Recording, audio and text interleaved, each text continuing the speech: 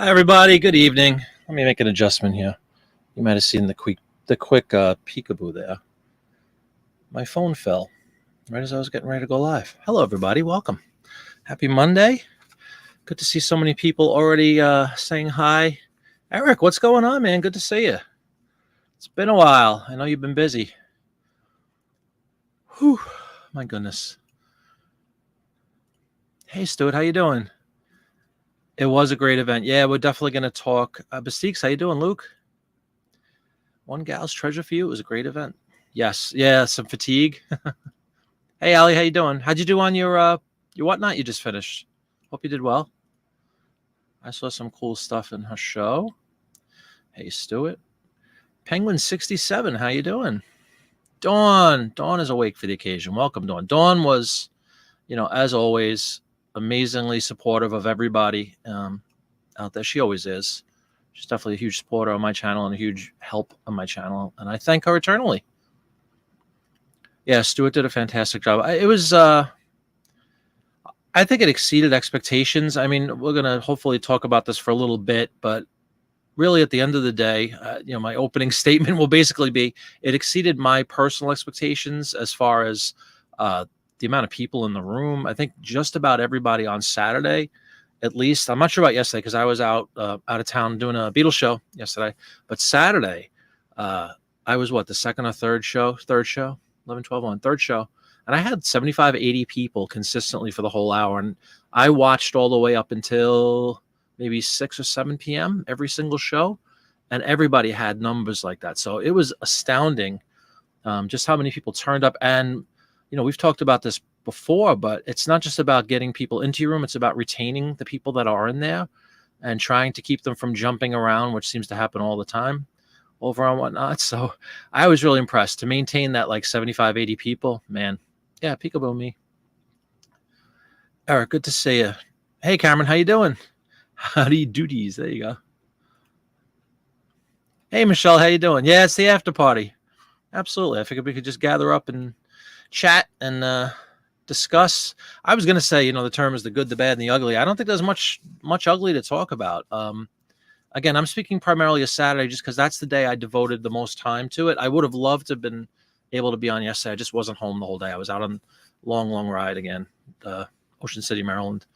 But I'm sure I've heard from, Dawn, who was watching most of them, reported into me a little bit, and she had great things to say about yesterday's events too. So kudos to all of us and all of you who didn't sell or didn't participate, but were involved in the chat. Hopefully you bought some cool stuff.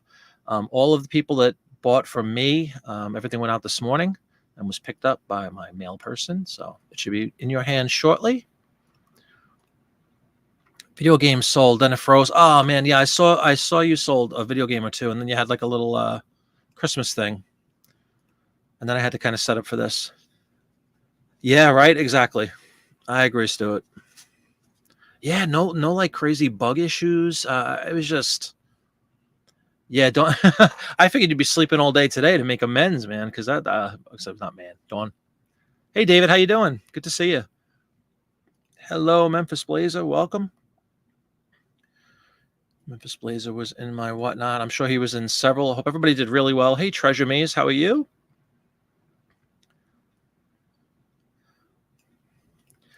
So interesting how many different styles. Yeah, I thought the same thing, right? Different approaches to essentially, very similar sort of material. There was a lot of postcard people, which I figured would be the case. There were people like me where, I think I told everybody on Friday I was going to do solely the print ads, but I wound up, I actually, shockingly for me, I did a couple of postcards. I had some other stuff in there. So that was really, really exciting.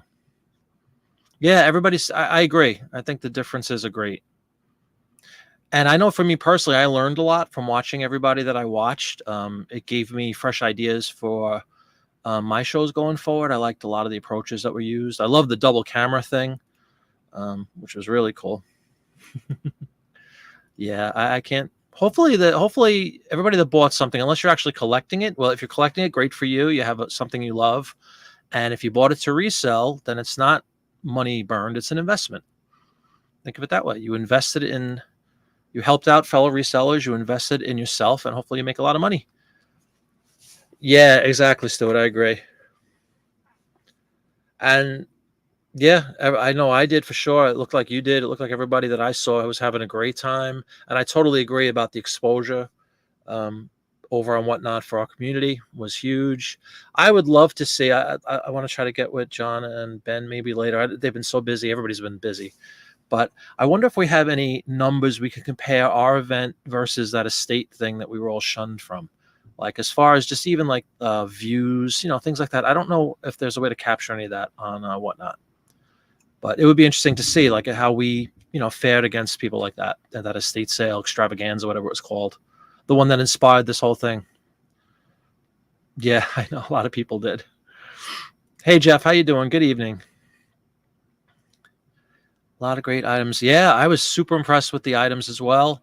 I know a lot of you watched the my chat show on Friday where we had everybody was in, 8 guests, 9 people. Um, for most of the show, actually, everybody was there. And the people that were on the show that were kind of showing what they had planned on, selling Saturday, Sunday, I was impressed at that alone. But then to actually see the full hour, and again, kudos to everybody because it really did flow smoothly from show to show.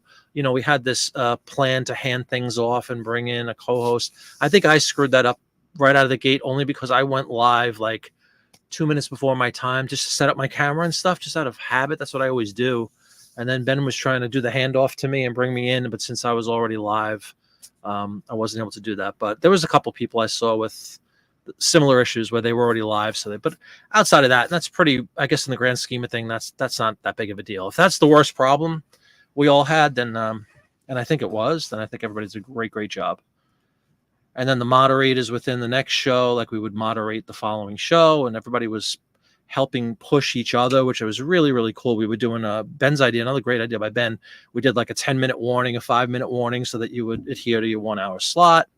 Just a perfect, really perfect weekend, perfect experience. I could never have asked for more.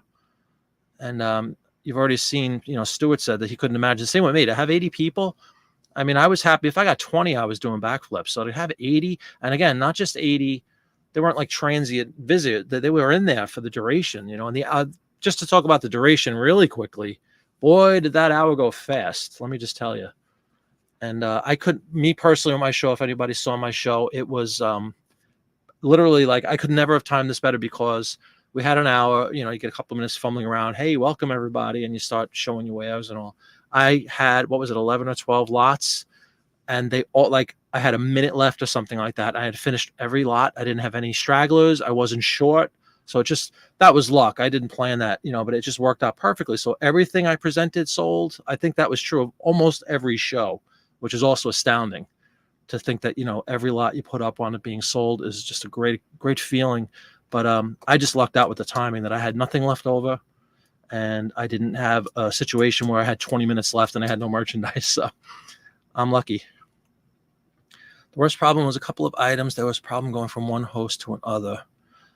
Is that what we were just talking about, Memphis Blazer? Like what I was saying, like we were supposed to do this handoff thing where you brought in the auctioneer that was coming up right after you, and you're supposed to introduce them to your crowd.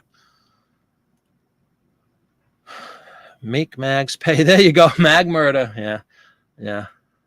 What was that witty thing I came up with, Dawn?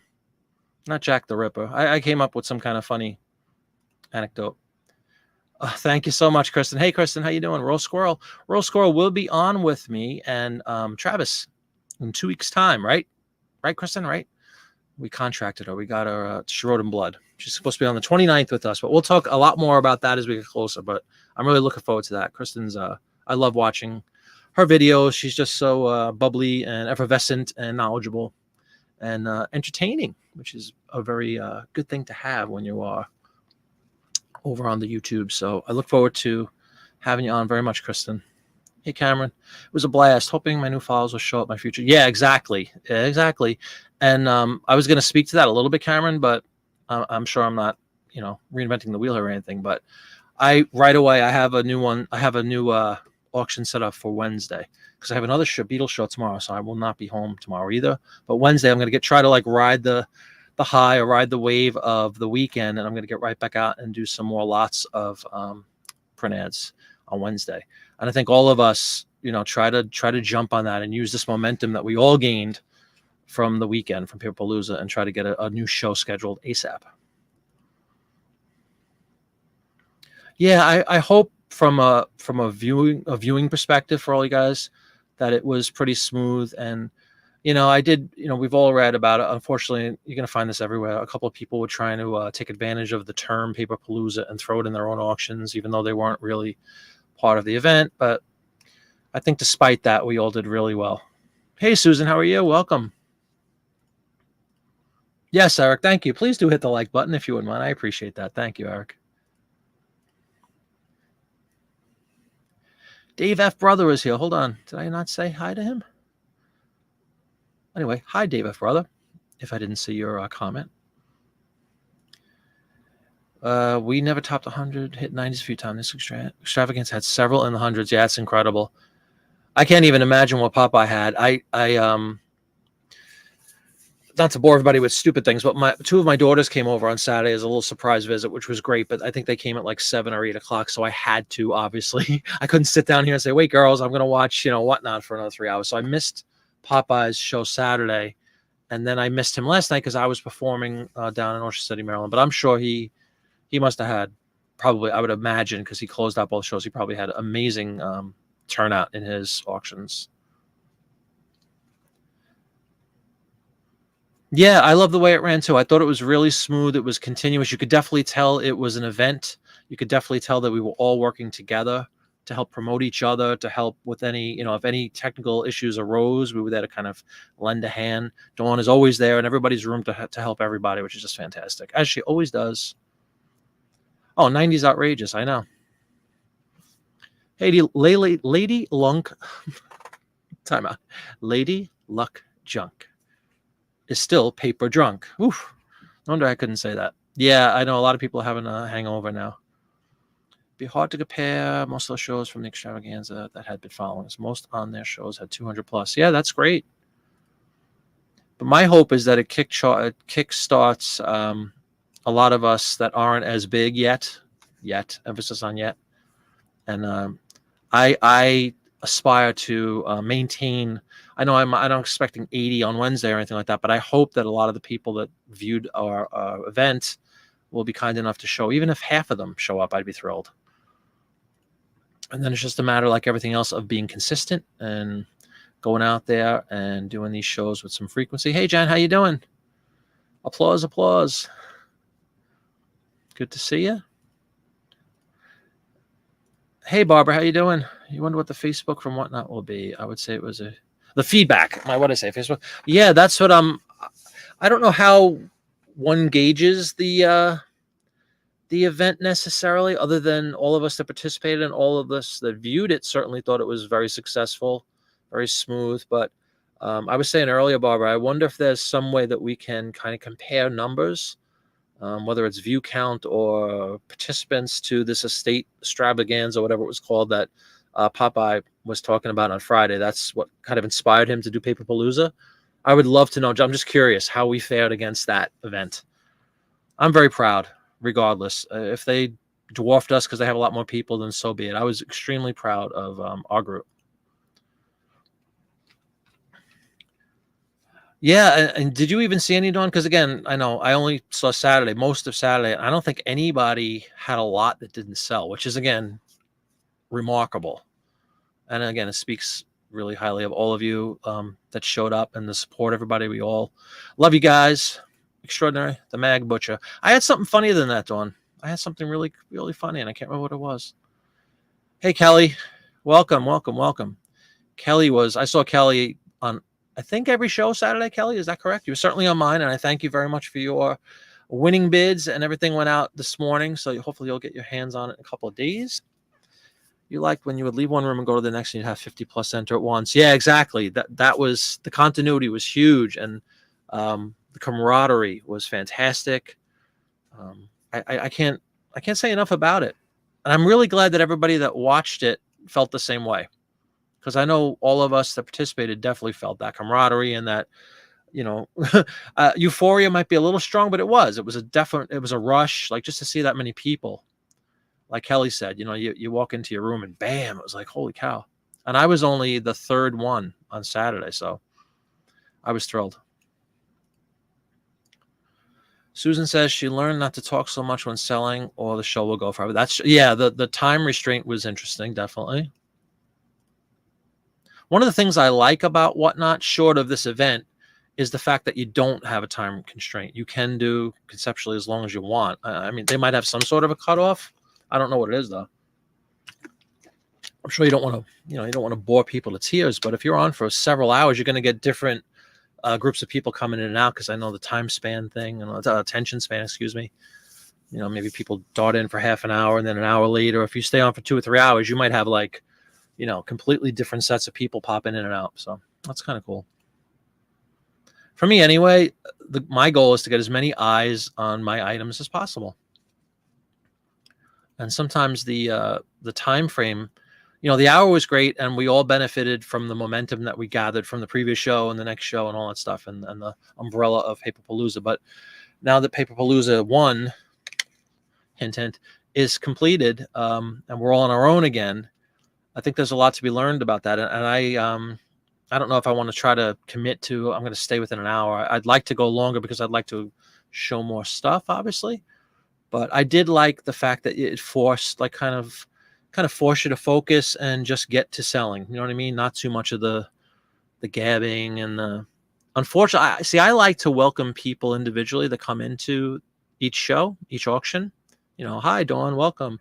And I think that's just really a good thing to do in general, to welcome people. I've talked about that I like to treat people that come into my little auction room as guests of mine. They chose to view my show, and I'm kind of honored about that. I really am. So I like to say hi and welcome. But with that volume and the 1 hour window, I kind of open up the show. Thank you everyone for coming in. Unfortunately, I won't be able to go person by person like I like to do. And, nobody was hurt by it, that's for sure. And they were all there to see what you had, which was kind of exciting. It was a great opportunity, again, for all of us to practice our skills sort of in front of a really large group. And also for me personally, it was very encouraging to know that I had inspired interest in the stuff I like. That it was really cool to know that other people were interested in it too. So keep the comments coming, because otherwise you're just going to hear me say, it was great, it was great, it was great. But it really was. Whatnot has been denying a lot of new sellers this week. No way, really? Oh, sure. I'm sure that's a fact, actually, right? The bigger YouTubes and the bigger Instagram people.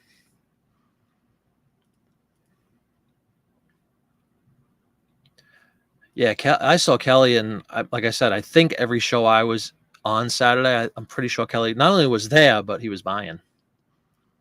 Kelly knows. How do you fake that name? What name? Sorry, Susan, I'm not sure what you're talking about. Yep. The vintage event had more direct involvement from Whatnot. Oh, yeah, is that right? Which isn't a bad thing, I'm sure it raised some eyebrows in a positive way with the people at Whatnot. They had to be, obviously they were aware of it because we had the little banners and stuff, and I know John was like a liaison for us.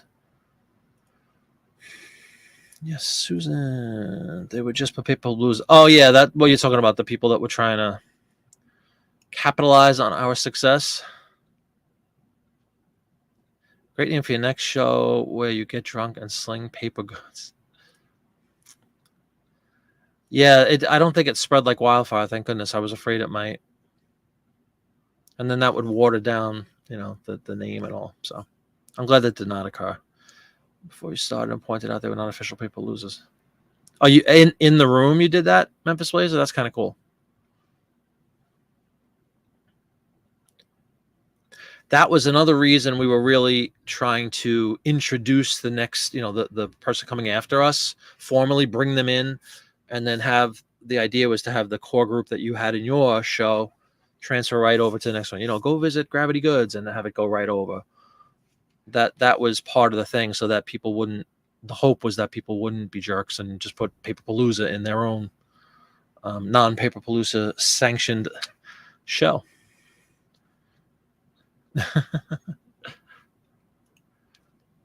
One of the postcards actually ran their auction after John. It was actually a decent postcards. Kind of got a few. Cameron and John all stuff. Oh, really? That's funny. Oh, did he really? I didn't see that, David. I know we've all mentioned this. God, do I wish there was a way to go in and watch, like you could do on YouTube, watch a previous auction. I would love to watch those too. You texted me a screenshot. Let me see. On what? On Instagram, Jen?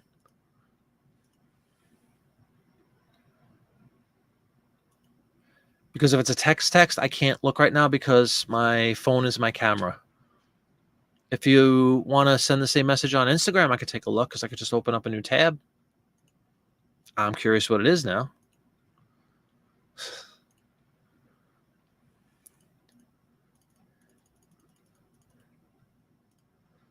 Yeah, good luck. Hopefully you were inspired by seeing 22 people plow through. Just think about that, everybody. That's 22 hours of auctions. All basically, very similar things. I shouldn't say it's the same stuff. Obviously, it wasn't. Everybody brought their unique items in there and unique points of view, like a few people pointed out. I love that, like seeing how other people do their shows and organize their inventory and all that was actually very eye-opening and inspiring for me. But we were all doing ephemera, basically. Yeah. Yeah. Thank you. Yeah, I am trying. I'm trying and I'm trying. What's the current count? Let me see if I can figure out. It was like 775. Very happy, very thrilled. What do we need? 225. Make that happen tonight, Dawn. And there's a cake in it for you. Let me tell you, my wife will bake you a cake and we'll deliver it to you. The one on Saturday wasn't advertising herself as Paperpalooza. Sunday, there were two claiming they were Paperpalooza, and the title went out. All right, so it really wasn't an epidemic, thank God, right? It was just like a couple of, people. Hey, Michelle, how are you? Michelle Lathan, welcome. Great to have you on. Susan says they answered your questions politely. Cool.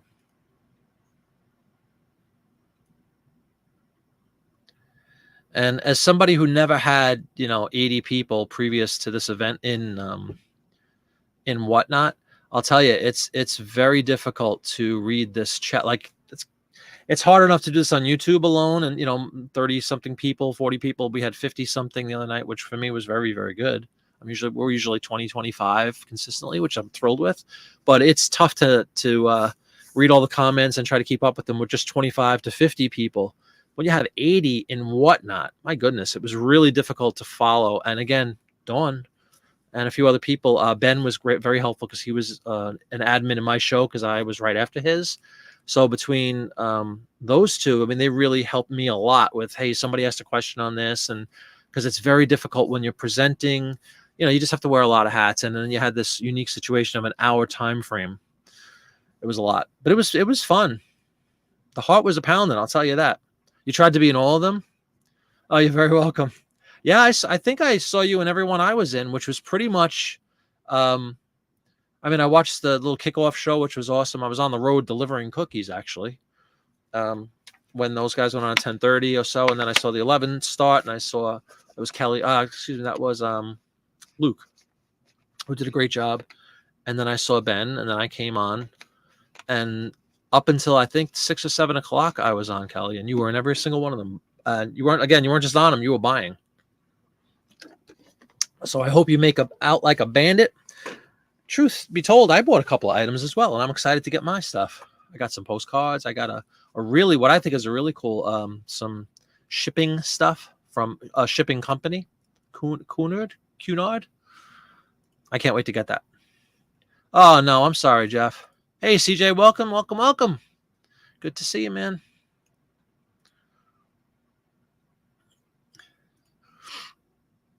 Yes, that's him, the bot ninja. Your longest show was 4 hours. Yeah, see, that's intense. And I'm sure you do, especially if you did a 4-hour show, Stuart, you know what I'm saying, right? About having to do all these different things. And I don't know about how everybody else does it. But I'm alone, like when I do all this stuff. My wife would help me, but I almost I don't want to get into the whole thing, but I almost prefer to be alone because I kind of have in my head what I want to do. And if somebody else is there, and it could just cause some confusion. That's all I'm going to say. So anyway, I'm used to doing all these things alone. And 4 hours would be pretty intense with presenting the items and greeting guests is what I like to do as they come in and answering any questions that might come in. Because a lot of the times, again, outside of this Paperpalooza thing, when I have a regular auction that I do and whatnot, I'll, like everybody, will put up some inventory on the side and I'll let everybody choose. Hey, if anybody sees anything they'd like me to put up, I'm happy to put it up. Like, I don't stick to a specific order, 1, 2, 3, 4. You could pull up anything you'd like. But with this 1 hour thing, I was trying to kind of go down the line, Oh, I believe it, Susan. Absolutely. Nothing wrong with that. Again, it's different approaches. That was kind of really cool to see, especially in this fashion where it's just bang, bang, bang, bang, one into the other. Yeah, I know, Kelly. You're going to have to put your card in ice, let me tell you. I think all of us need to do that. Yeah, I hope so too.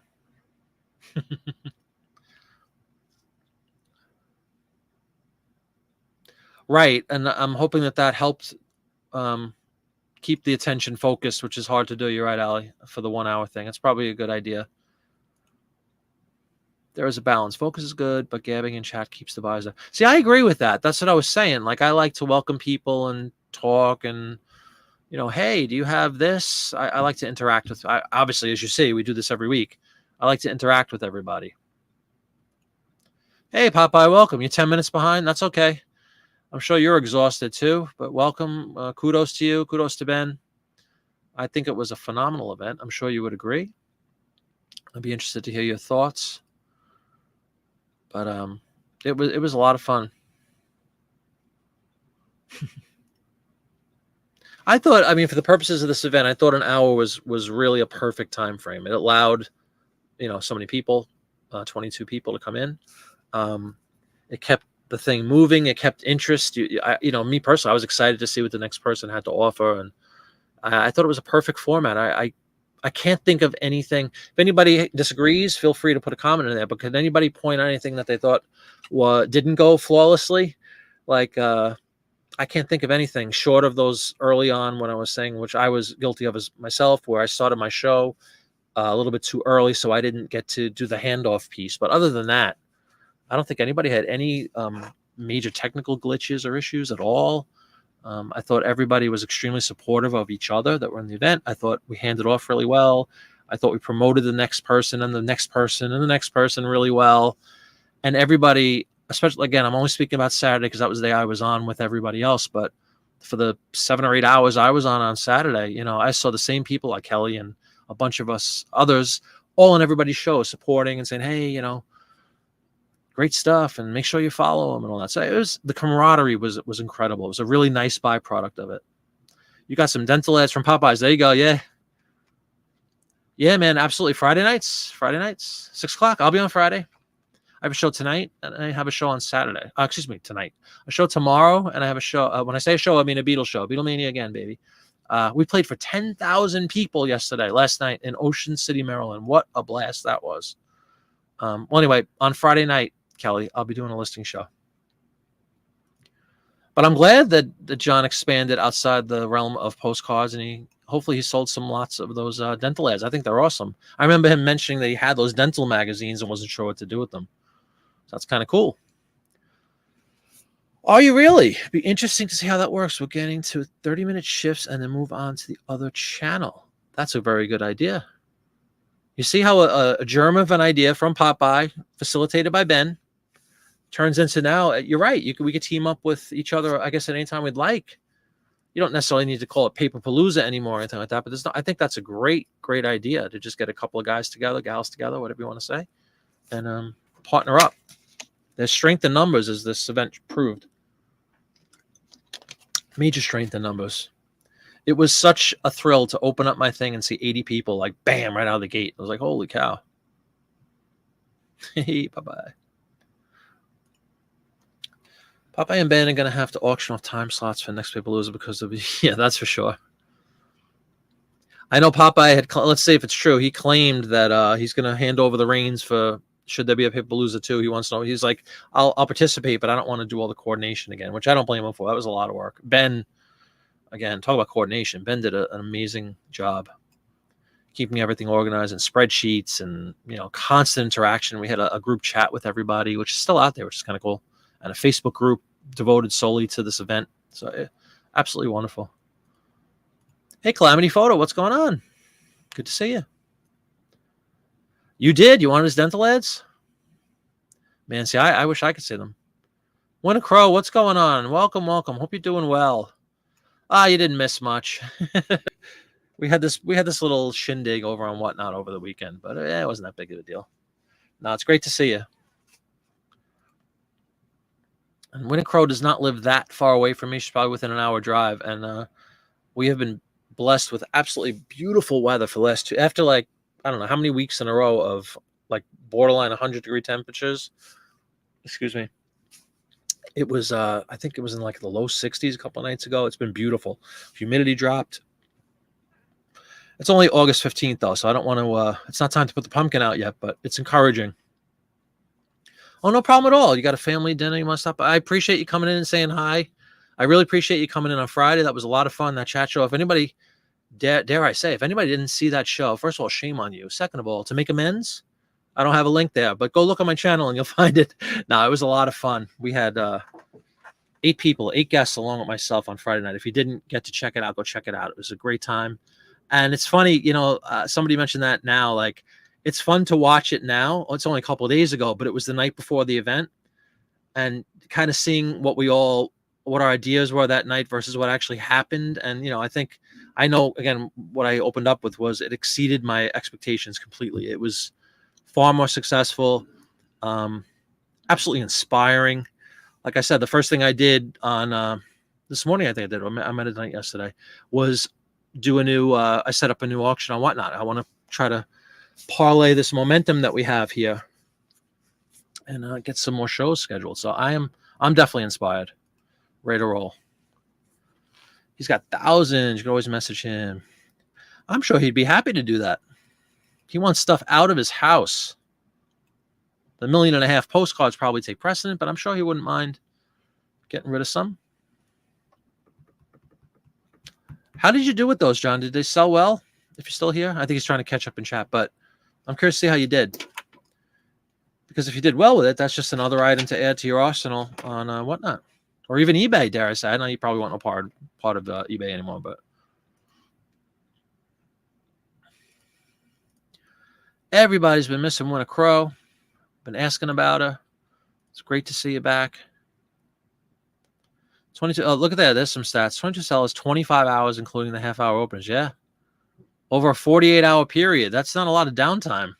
25 out of 48 hours, right? Holy cow.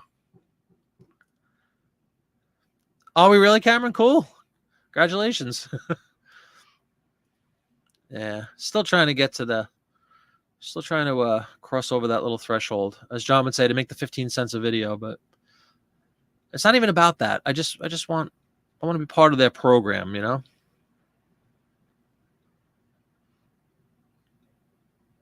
There's a sense of accomplishment. You read all of them too? Oh, yeah? Well, I mean, you certainly weren't obligated to buy in everybody's, right? It was cool that you were there. And as somebody that watched all of them, did you also get a kick out of seeing the different approaches that people took? Everybody had a slightly different approach to their show. Not just the merchandise they were putting up, but just the way they presented, and to music or not to music came up a few times. I prefer having something in the background. Other people said that I thought that was interesting. I don't remember who it was, but somebody mentioned that they find it distracting if they have music in the background for them personally doing their show. So again, it was just cool to see the different mindsets. Large shows and chat is insane. You cannot keep up. Yeah. It was different, that's for sure. And luckily, I did have a lot of support from other people helping me out with that. Between Melissa moderating and your wife with me, it was hard to keep up the chat and the nervousness.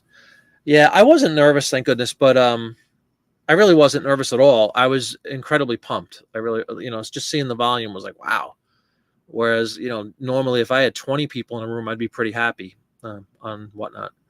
Very happy actually. If I could keep 20 for an hour or two, I'd be pretty thrilled. So to get 80 or whatever, I don't even know what the max was, but I know I hit 80 a couple of times. And a lot of people were in the hundreds, so everybody did really well. Papergoy, part of $1 Million Peddlers, good friend of the channel, he was writing me all excited too because he was like, he's been doing this religiously for about the same period of time as me. Maybe he got in a little bit before me. And it's been impressive watching him because he's been very consistent, even if his shows weren't super successful, where meaning like he does a comic book sale, let's say, and he didn't sell them all. Like, let's say he put 20 lots up and he sold half or whatever. He's never been discouraged. He just keeps at it and keeps at it. And I've consistently watched his numbers grow. So I love stuff like that. You got to be consistent. That again, I'm very inspired by it. So I launched a show for Wednesday. I would have done it today, but I'm in recovery mode today from a very busy and long trip yesterday. I got to go back out on the road tomorrow. So Wednesday it'll be 6 o'clock Wednesday. Go bookmark it. Even the bookmarks, we were all talking about that on Friday, but my goodness, when we got up on Saturday morning and you saw those bookmarks, I mean, there's a lot of people, I think I had 100. I don't remember what my ending number, but it was in the 80s, I think. Even that was just so exciting, And then I was a little bit worried. And if anybody was participating and wants to chime in, please do about what you felt. But on Saturday morning, I'm like, all right, I have 85, whatever bookmarks. I'm like, how many of these people just did like a mercy bookmark because I mentioned it and they just bookmarked it for the heck of it? Like, you invite people to a party and they say, yeah, I'll be there. And then half of them don't show up for whatever reason. It was kind of like that. I thought, all right, I have 85, but maybe only 30 will show up. But sure enough, like I think more people showed up than had bookmarked it. So great stuff. Really, really, really exciting. Lillian did do an awesome job. That's Lillian? I saw Penguin. I'm like, well, but didn't you have a different username, Lillian? You threw me off there. I'm like, is there another Penguin that spells it like that? You had a different username the other night on Friday. Anyway, welcome, Lillian. Yeah, no, it's kind of hard to do that, Dawn. But like I said, it's just my style, like my personality, or whatever. I just want to say hi to people and all, and I know it's not always feasible, especially when you have 80, 100, whatever numbers people had in their auction. And again, the caveat here is that we had this very limited time, which you never usually do on Whatnot. You could do whatever you want on Whatnot. You could do 20 minutes. You could do 3 hours, 4 hours, like Stuart said he did. Or if nobody's there and you start your auction and you have like 2 or 3 non-bidding ones, you could just say, all right, good night, everybody. I'm done in 3 minutes. So I like that. So this was challenging. You had to stay within that hour. Have you purchased with the support community? Oh, okay. Very cool. Yeah, did everybody meet a lot of new people? I know I certainly did, and it was a thrill. I got to meet a lot more, resellers and whatnotters, and it was very cool. Thank you very much. I can't wait, Lily. I'm really psyched about that. Yeah. Yep. All kinds of goodies. Well, there you go. See, that's well done, David. That's the way to keep her happy.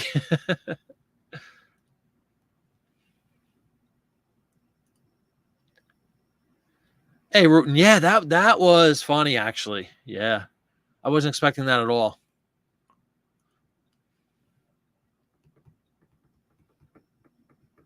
Oh, that's right. Yeah. So I don't want to call anybody out, but she's right. Picker John had a no fault of his own that I understand. Like he would start the show. It was almost, I don't want to bring up anything that would hurt anybody's feelings, but it was almost like my compadre, his first one and only Whatnot experience, same kind of thing. His show kept ending, right? The first like 2 or 3 times it would restart from the beginning and stuff, but he worked it out. You purchased part of the last Canard. Oh yeah, I was trying to get the rest of it, but hey, sorry about that. I was really intrigued by it, so I'm very excited. I'm kind of picky when it comes to buying and Whatnot. I haven't bought a lot. I bought a couple of lots from John. I just bought the Kunart thing.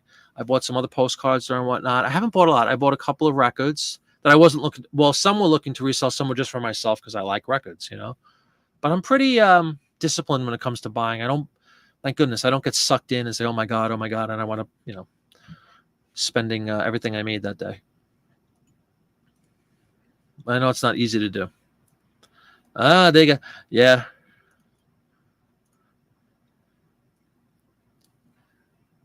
Oh, that's cool. You already sold some. That's encouraging. Oh, the Beatles show. Yeah, it was unbelievable. It was unbelievable. It was just this gigantic open. It was a park right on the water. I don't know if you guys know anything about Ocean City, Maryland. It's a typical like shore town. There's a beach, obviously, right? And then there's like an inlet that has like I forgot what they call it, but it's not a lake, but it's like an inlet. And all around it are these really magnificent summer homes and like big, huge towers and stuff. Beautiful, beautiful place. And there's this big centrally located park, and the whole town came up. And it's a very well-to-do town, well-to-do folks. And it was outrageous. It was just packed. Then they had a big fireworks thing right after the show, so it was really cool. Big stage, so one of the biggest stage I've ever set foot on. And I've been on a lot of stages. This thing was just gigantic. And it was just us. Yeah, that's what I think Dawn said that. Uh-oh, who is Dawn posting?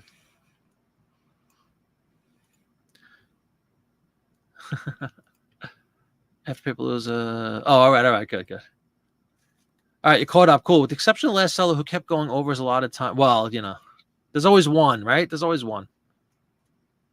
Yeah, I thought so too. Right, exactly. That's a good point. Everybody was on time. Like we weren't waiting on anybody to show up. And in my case, I jumped the gun a minute or so. But yeah, it was very smooth.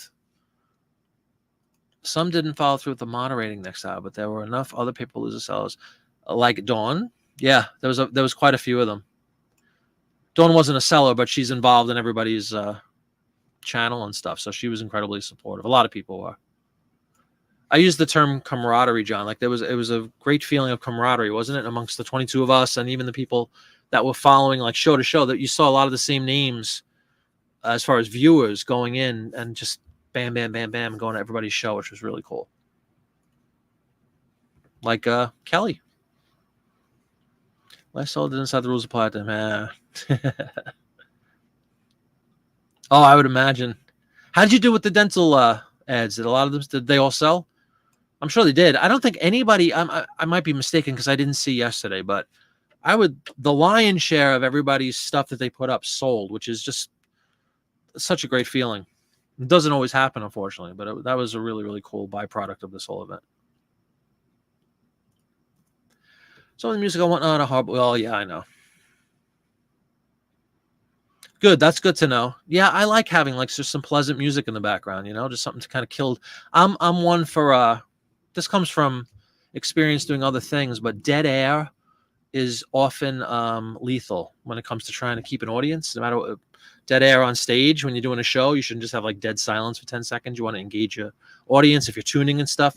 Same thing, kind of at least that's my approach. The same thing applies on YouTube. The same thing applies on certainly on Whatnot. I don't want like that complete dead air with nothing going on when you're shuffling papers and stuff. So I just like to have something kind of playing in the background, but to each their own. Because like I said, a couple of people mentioned the fact they purposely don't put music on because they just find it distracting personally. Maybe they can't keep themselves focused. So again, different approaches, and nobody's right or wrong.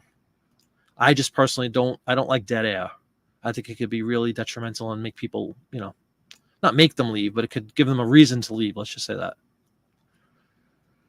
He gave away a Halloween postcard. Oh, you didn't? I was going to say, and you won it? You didn't win it. Music is tricky because everybody has different taste. Very true. And you have to know your audience, and you have to know, again, I'm just speaking about myself. I've talked about this 100 times. When I did the World War II ads, I played World War II music in the background. I like to create an atmosphere in my shows, if at all possible. But for something like, when I do my vinyl sales, like for instance, I had a bunch of vinyl auctions I did, just selling records on Whatnot. I would play, like if I'm doing a rock thing, I put like Pink Floyd. I play a whole Pink Floyd album, or I play a Zeppelin album, because it was appropriate for what I was selling and appropriate for the people that I think are going to come into a sale that's, Zeppelin records, right? But something like what we did the other night with the other afternoon with Paperpalooza, I put on some Disney music in the background or something, just generic, pleasant stuff, hopefully not too loud. I always check into with everybody that comes in, and it was really fun the other day because I had so many people in there. I was like, hey, can you guys hear me? And is the music too loud? Is it too low? I always do that at the beginning of every show, just as I really do want everybody to have a pleasant experience when they're in there. Because like Memphis Blazer said, like I'll get turned off if I'm flipping around on whatnot, and somebody's blasting. I don't care what it is. If it's like blasting and overbearing and I can't hear them, or if they're screaming like idiots, I'm out, So I like to create a pleasant atmosphere. Yeah, that's cool. What's up, Mark? How you doing? SM Postcards. Good to see you. Do you agree that this was a very pleasant event overall? I don't think I haven't heard anybody say anything at all negative about it. And how often does that happen when you get 22 people over 2 days? A lot of work was done behind the scenes, primarily by Popeye and Ben, but all of us, had a hand in it, and we did the show Friday, and labor of love amongst all of us. It really was, but very rarely do you see something go off without a hitch, and I think it went off without a hitch. I haven't heard anybody complain about a hitch yet. So again, if I'm wrong and somebody says, "Oh, you missed this happening," let me know. I guess comedy is a good thing. Penguin Boss, right? I'm like, yeah, that's why I was thrown by your name. The selling prices were insane. I've never been shy at my numbers. Beautiful. Popeye's buying. I invited him down to the show yesterday, not forgetting that you were on, but it's like a 4-hour ride. I didn't realize. Isn't it funny, Popeye? Like you say, Maryland, when you look at a map, we played in Maryland, folks. And Popeye, I don't think he's shy about that. He lives in the state of Maryland, okay? You look at it on a map, it looks like a little blip of a state, but the difference between where I was yesterday, which is Ocean City, Maryland, is like extreme southeast Maryland, to, I think, I'm not going to give away, but somewhere he lives more west or centrally located in Maryland. It's a big difference. It's a big, big difference, because if you go to the extreme west tip, what is it, like West Virginia, I think, borders that? I'm not even sure. But it's a strangely big state, even though geographically it's very tiny. The footprint is tiny.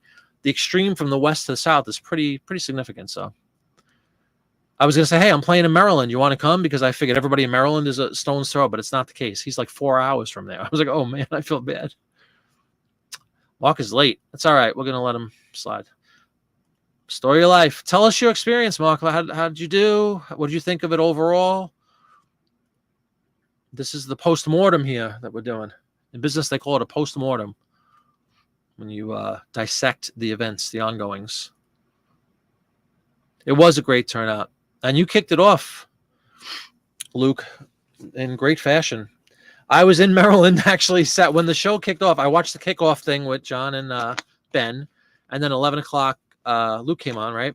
And I was driving frantically. I had just delivered cookies in a town called Middletown, Delaware, which is like an hour away from my house. So I had to run down and run back and try to be back in time for my show. And thankfully I was. But I had everybody in my car. I was listening to all of Luke's show. And I was getting fired up from the kickoff show with John and Ben, too. Thank you. Oh, my goodness. The weather was, you could not have scripted it. The sun was oppressively, it was just in our face. We were right on this inlet, like I described, on the water, and there was absolutely nothing to block the sun, like nothing. There wasn't a tree, just wide open blue sky in front of the stage, and the stage wasn't covered. It had lights and stuff, but it didn't have a roof. So for the first, like during sound check, it was brutal just because you had the sun directly in your face. And at the start of the show, which is 7, it was still kind of in our face, but it was starting to go to my right. And then there was mercifully a cloud just came out of nowhere, literally. And the sun crept behind the cloud. And it was a beautiful, beautiful night. But thanks, Winnicrow. Yeah, it was an incredible show. I'm waiting for Mark's verdict. I'm sure we'll get to it. Yeah, I agree with that, too. It's not necessarily the taste of music that bugs me, but yeah, the volume. You want to be, again, considerate, right? If you're inviting somebody to your house, are you going to drown them out with some kind of blasting music, whatever it is? No.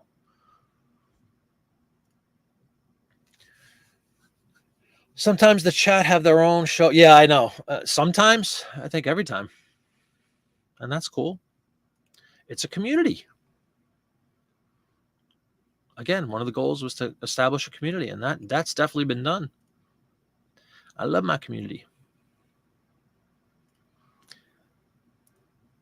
Yeah, oh, absolutely. And Ali, we were talking about this earlier in the show, but same with me. I got to meet a lot of new people. My following, Dave Papergoy wrote a post on Instagram about it, but like I don't know my exact numbers, but I picked up like 70 or 80 new followers on Whatnot just after my show, and really cool. I picked up like 10 or 15 new YouTube subscribers just from the show. So that was, again, a lot of fringe benefits. It wasn't just the show itself. It was all the things we talked about. It was the camaraderie amongst the group, which I really liked. It was the handing off and the support that everybody showed each other, the exposure over on Whatnot for our community as a whole, which was just incredible. And I'm sure they hear us all now over there and Whatnot.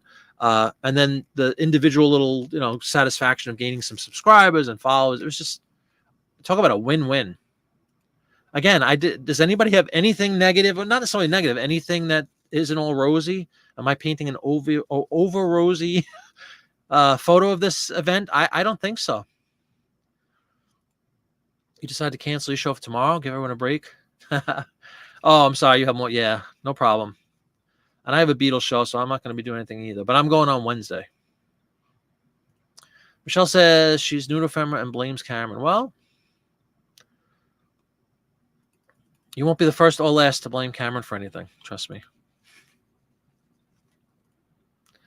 Innocent soul. Omnipresent Dawn is the best, yeah. It's an addiction. Some addictions are healthy, right, Michelle? I think this is a healthy addiction. Yeah, no rush for sure. Oh yeah, the 7 p.m. That's right. That was the guy that was John, right? That kept like restarting his show inadvertently in the beginning. Indeed, family first. I think you're right, Michelle.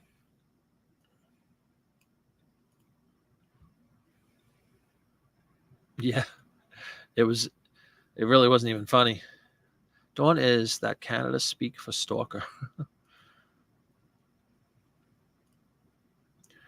Bingo.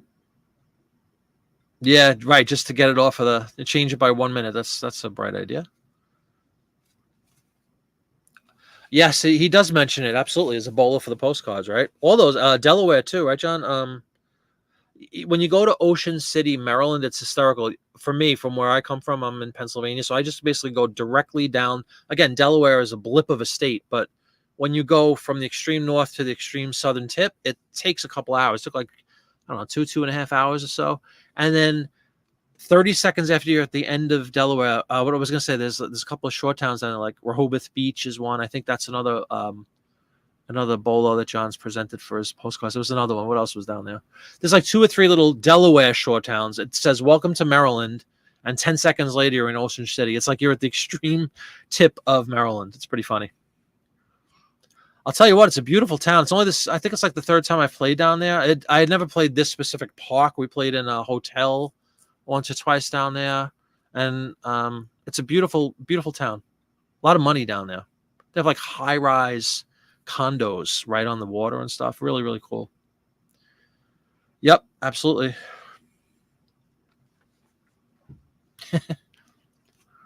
Yeah. Talk to me, Mark. We're waiting for your evaluation. I want to hear how you did. Yep. Involved in, I like to pest all. Yes, you're an equal opportunity pest. No, you're far from a pest.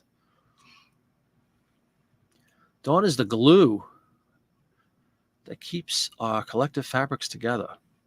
Great community in the ephemera category. Yes, Kelly bought the dental ads, $50, $60. Can't remember what he paid. They're not many of them on eBay. That's cool. He can own the dental ad category. Yeah, nothing wrong with that. Owning a category is a good position to be in, or being a major stakeholder. Anyway, if you don't own it. Doesn't always happen, but everything we put on sold. Yeah, exactly. Very true. As am I. Yep, Lillian, one of the esteemed panel on my show Friday night. Paper nerd. There we go. Paper Nerds United. Sure. I agree, Michelle, totally. Ali S, are you going to have Halloween postcards as a buy it now for the future? Oh, yeah. Everybody said you did really well with buy it nows, too, John. Navy music. There you go. That would be cool. I'm sorry if I'm behind in the chat. I'm literally just going one by one, trying to make sure everybody gets, in case there is any questions, or I want everybody to be able to read what happened. That's awesome. You both get Halloween treatment in the Navy. Oh no. I was gonna say as long as it's not village people, but somebody beat me to it. Well done. You had 11 lost and 2 backup and used both the backup. Best auction yet. Yep, absolutely. That's a truism. I think everybody could agree, with the possible exception of Popeye, because he's been doing so well long before this whole concept came about. But it was by far my best. Like, not necessarily the most money ever, but you know, anytime you can sell every lot you put up, that's a beautiful thing. Which ones? Worm food grave. Easter egg, maybe. Wow, that's cool. Hey, Lake Erie, what's going on?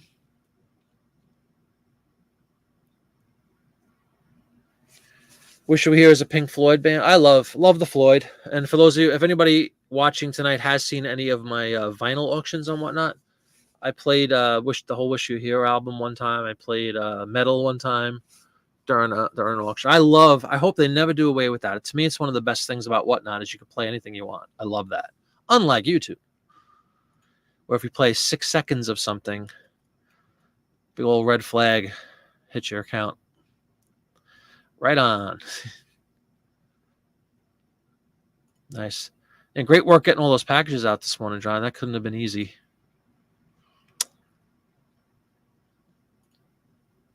Orders from Friday, Whatnot today. That is very fast. You know why, Susan? Because everything has to pretty much go out. Well, not everything, but if you buy bulk, it winds up being priority mail. So you're going to get your stuff in a day or two, which is kind of cool. It's just still a little expensive for most buyers. No negative talk because it isn't big enough. Complaints will happen when it becomes even bigger because people love to crap on huge success. Yeah, I know, it's just kind of a sin, isn't it? Yeah, he fancies himself the Shecky Green of the eBay community or the reselling community, without question. He's a good guy. He was fired up today about his appearance and how well. Same thing. I think he sold every single item he put up, or every lot he put up. Sure, that makes sense. Yeah, that's right. I thought they were scarce. I thought they were the scarcest thing on the planet. I think we're all still learning, Lillian. I hope so. Popeye is awesome. Need to stay and watch your next show. He did announce he's taking a break tomorrow.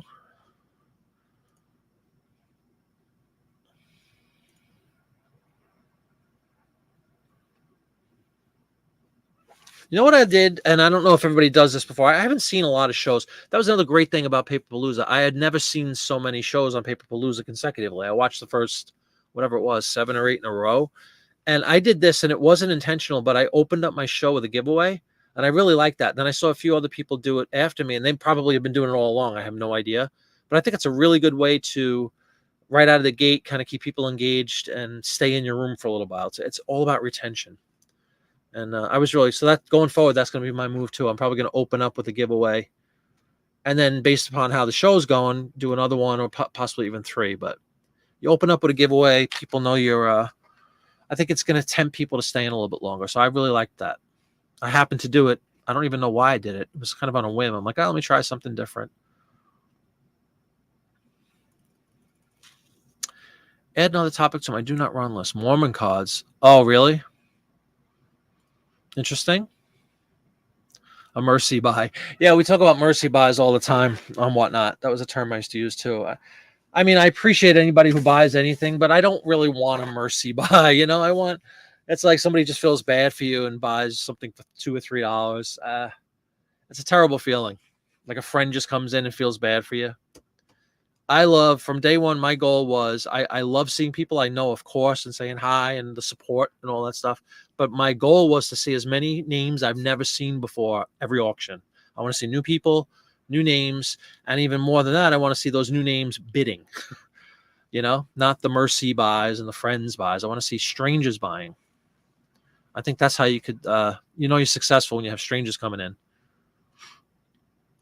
Hey, Swamp Picker, what's going on? Did you check out any of the goings on and whatnot this weekend? Hope you were in there. Niagara. Cameron only bought one John, but still thought about getting a second one. Cheap bag to have stuff for giveaways. That's a good idea. To put them in a bag like that. All Mormon. 7:54 I'm up to, and so I'm 10 minutes behind in chat, everybody. I'm trying to catch up. Lynn. 10 lots, $1, make $10. Yeah. Oh, no way. You're one short. Did you wind up getting 1,000 today?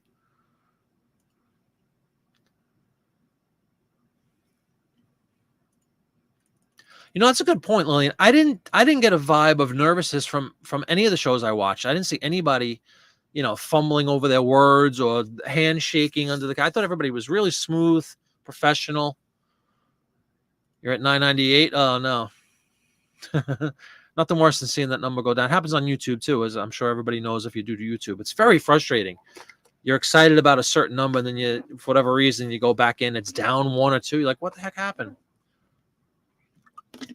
And it stinks that there's no way to see who abandoned ship. You want to go back and say, why? Why did you leave?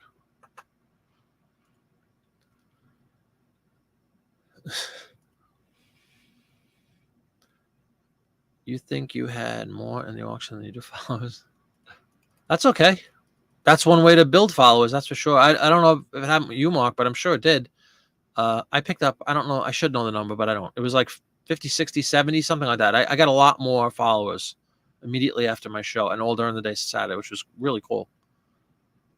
And even more exciting to me anyway was that I got like 10 or 15 new subs on YouTube out of the auction. So I didn't expect that at all. Rehoboth and Bowers Beach. Okay. There you go. I just drove through it last night. So take that to heart, everybody who does postcards, in case you didn't know. There's 2 to look out for. Hey, Tommy, what's up? Much faster to go around Delaware beaches to Ocean City. And much faster. Oh, yeah. I just went straight down. I don't even remember what the name of the town, the road was. Route 1, I guess it was. 13 and 1 or something. And I'll tell you what, going home, I got home at a little after 3 this morning. A little before 3 this morning I got home. It's like it took a little over 3 hours to get home, but it took like almost 4 to get down there. 3.5, 4 to get down there because of what Tommy just said, the traffic. Because you go through all these little towns one after one, like Rehoboth and Dewey Beach was another one, I think. And they're all like, a mile long maybe. And it's all the same thing. It's just condos and beach houses and food and bars and things like that. And unfortunately, there's a lot of people when you're going down in the daytime and traffic lights and all. So it took forever. You crawl. That last like 2 or 3 miles took like 45 minutes. But going home was the opposite. I just flew up. There's nobody on the road at 1, 2 in the morning. Thank you, Dawn. Yes, please do hit the like button if you're enjoying this. I would appreciate that very much. Thank you for the friendly nudge, Dawn. Really? Bowers Beach. Is that in the same general area as what I'm talking about? Does anybody know? Because I don't remember passing anything that said, is it pronounced Bower or Bower? I guess Bower, right? Like the Bowery in New York. Tommy is indeed in the house. He's been here before. We got to get Sneakerpalooza for Tommy or Shoepalooza. Nice. Yeah, Popeye, I mean, I don't want to make him turn red or anything, but that's one of the things that really attracted me to his channel initially, this first channel, and now too, was his willingness to share information with people. Very inspiring. Because there's no shortage of postcards. Just like me with the ads, I like sharing that stuff because I'm not afraid that somebody's going to capture my market or anything. There's so many, hundreds of millions of sheets of paper out there. I don't care. Rehoboth, Dewey Beach, yes, that's where I went. Bethany, yup, I passed Fenwick Island too, sure. Oh, really? With the street? Yeah, again, going home, I noticed, like, out of nowhere, you're going 60 or 55, and then there was a flashing light, and you'd go down to 25 for like 3 blocks or something, and then it picked up again, so I'm sure there were cops all over. I didn't see him, thank God, but I guess Tommy's a frequent visitor down there. Did you go to the show last night, Tommy? We played in front of a ton of people. It was awesome. Oh, wow, cool. Lori, what's up? Lori. Thank you for your purchase. Also out the door this morning. So hopefully you'll be getting that very shortly. Great to see you. Paperpalooza per hour average was your best. Gotcha, yeah. Oh my God, of course. Yeah, you were limited by that. That's what the time frame hurt you, right? From potential earnings, but that's cool. So, but your average per hour was the highest. That's awesome. I'm sure most of us would say that now. I mean, again, my big thing was, first of all, the crowd in there was astounding for me, and then the second thing was whatever it wound up being, 10 or 11 lots or 12 lots that I put up. 11 up, 11 sold. What else can you ask for, right? It's just a fact of life over and whatnot. You're not going to usually. I mean, there's exceptions, and maybe Popeye is an exception, but most people out there I've seen, and certainly I speak from my own experience, they don't always buy every lot you present. So it was really cool to see everything you put up. Bam, bam, bids. Very exciting. Whatnot will give comp giveaways possible if you reach out. I know a lot of people that get money for giveaways depending on audience. Oh, wow, that's cool. Your normal shows you do giveaways at the end, make everyone suffer 3 or 4 hours of voice and jokes. Yeah. And music, right? How did Popeye have the giveaway going before the show? That was cool and something you've never seen. Had a giveaway going before the show started?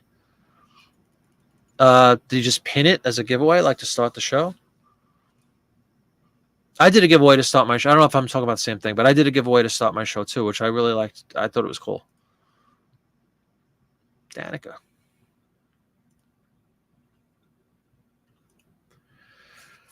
Sellers are supposed to get $20 comped for the giveaways. Oh, wow.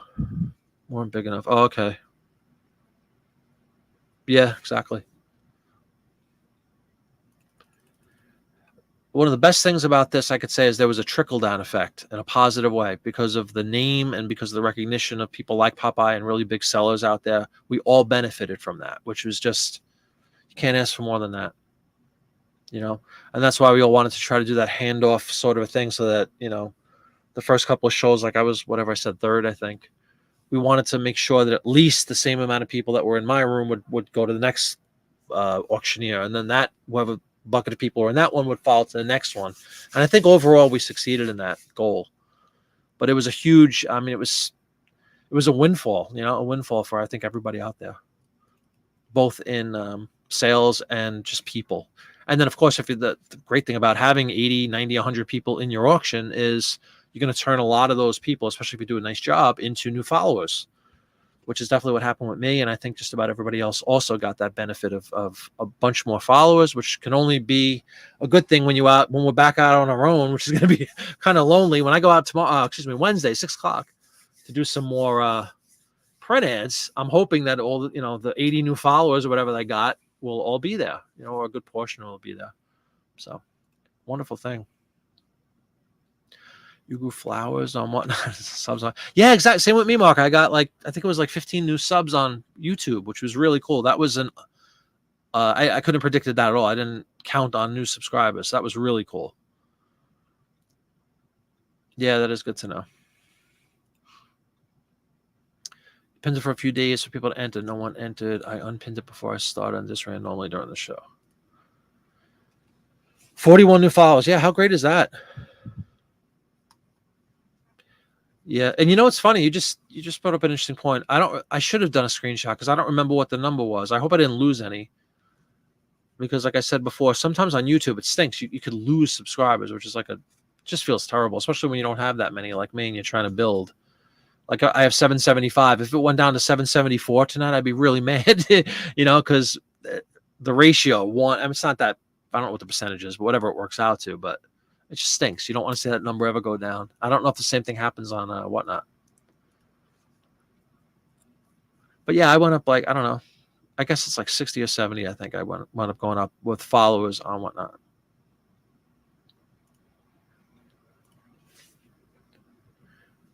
Oh, I didn't get to see that. Did he play? He tickled the ivories, as they say.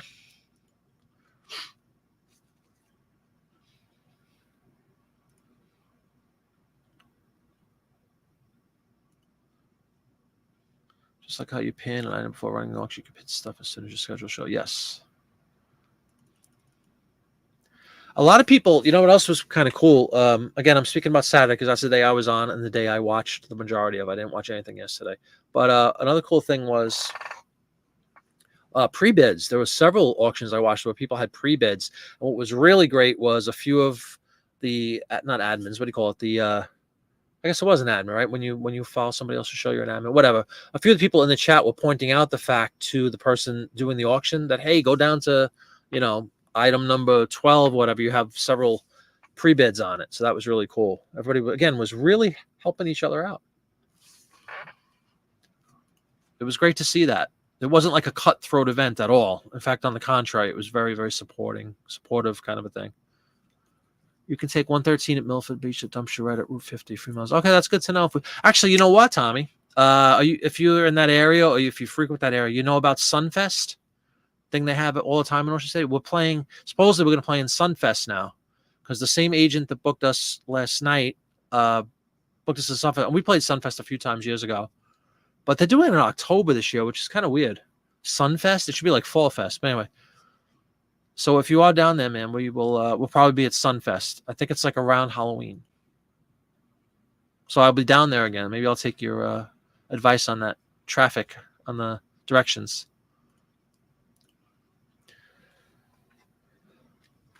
Oh, you know what was pinned was you're on whatnot. Sorry, exhausted mind. Yeah, I know. A lot of us are. Andrew and Anna, yes. Andrew was just on Friday night show. My goodness, he put on a display with some of that stuff. If you guys haven't checked it out, he was even like really at the end of the night, at the end of the show, when several people had to go to bed or whatever they were doing. It was just it was like 4 or 5 of us left out of the original crowd, and yeah, he was showing some amazing ephemera on there. Young guy, and he definitely has a keen eye. I'll tell you, he knows what to look for. You've been binging your TY channel? It's the kind of information I have to play a few times to comprehend.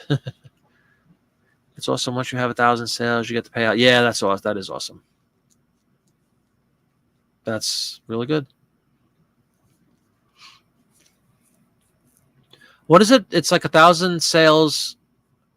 And wasn't there a money component too? Is it like either or, whatever you hit first?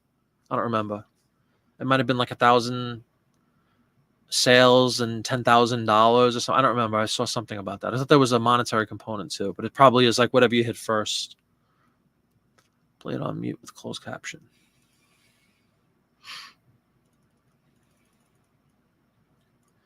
Avoid the devil's lettuce. Bid.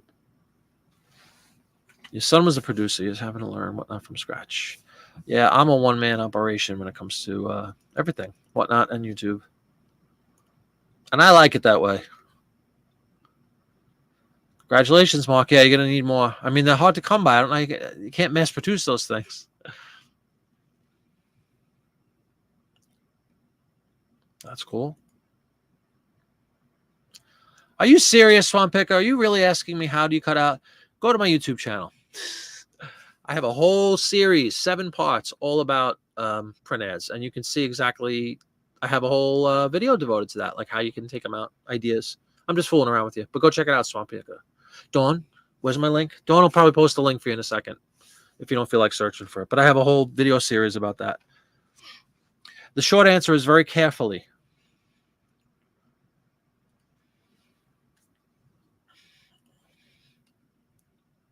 Eating a salad.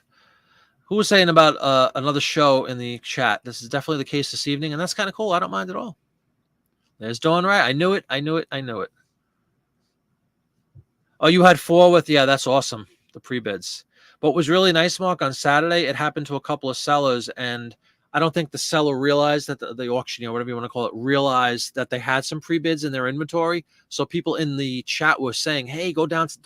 Time was running out, and they had like 2 or 3 items of pre-bids on it. And they're like, go get those because you already have interest in it. That was really cool.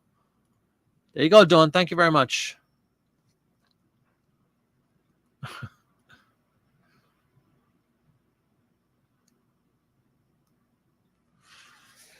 Yesterday, buyers were pre-bidding to make sure the item got run. Mods had to institute a pre-bid cutoff. Oh, wow, really? Yeah, I didn't see any Laura. I didn't see any Laura yesterday. I was out at a show performing a big concert. I'm assuming it went just as well as Saturday.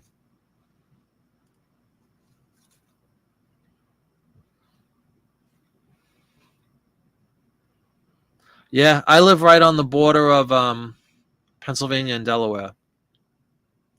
Didn't grow up here, obviously, but I live here for like the last 10 years or so. And I find myself in those areas for gigs all the time. Especially in the summer, we always play down there. So maybe you'll see us at Sunfest in October. It's either or. Okay, cool. You had to go to the shoe store and buy on Clouds and watch me. You would know I was freaking Tommy. Won't sell me shoes. Okay. You have tons of mugs, but do you have any of SM Postcards mugs? Those things are highly sought after.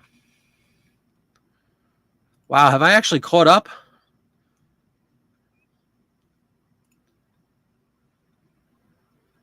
I think I caught up, everybody. Oh, now I need to stretch. So again, huge thanks to everybody who participated, everybody who came out and supported us. We all appreciate it. And again, great big thanks to Popeye and Ben for putting it all together. I think it was a rousing success. I haven't heard anybody complain about anything other than the one individual who had the misfortune of the dreaded cursed 7 p.m. slot on Saturday, who had his show inadvertently turn off like 3 or 4 times. But after that, it was pretty smooth, I believe, right? I think that might have been the last show I watched, or one of the last ones I watched. I know. Who would have ever known? I did, Kelly. Thank you. I don't care. You're not worried about fees. Shipping offsets them. Cool.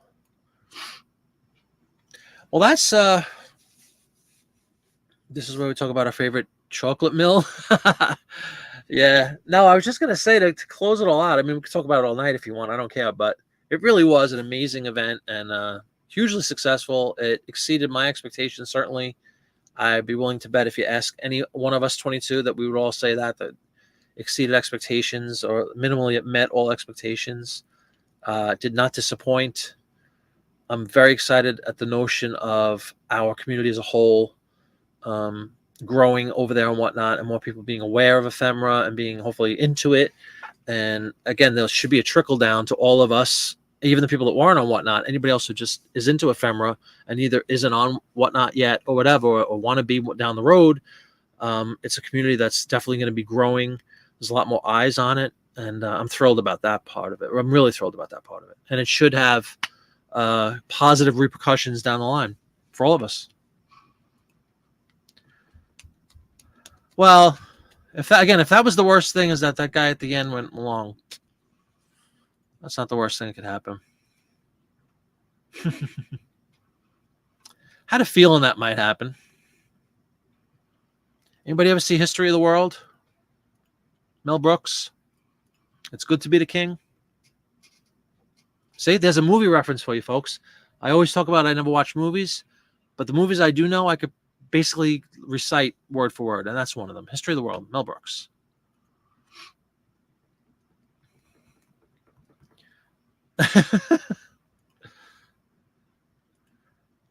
Ben and I are working on something else. Oh, yeah? Cool. Electric Boogaloo. Stuart knows what I'm talking about. It's good to be the king. I love my people. Pull. See, I not a movie guy, but I do know some movies. Dropping a deuce. Paperpalooza 2. I know. Well, we all were hoping that would happen. I thought you were going to pull out from it, though. I thought you were going to hand over the reins to somebody else. But you know what? Once you get that into your system, it's kind of hard to get rid of it. Yeah, that's a great scene. I present to you the 15, 10. I saw that in the movies. That's I've never seen. Did I ever see it on video? I don't think I might have seen it like one other time other than when it came out. And it just made such an impact. It was like the funniest movie, and everybody was talking about See Hitler on Ice. Remember that at the end? And then, of course, there was never a part 2, which they teased at the end of the movie, which makes it even funnier to me.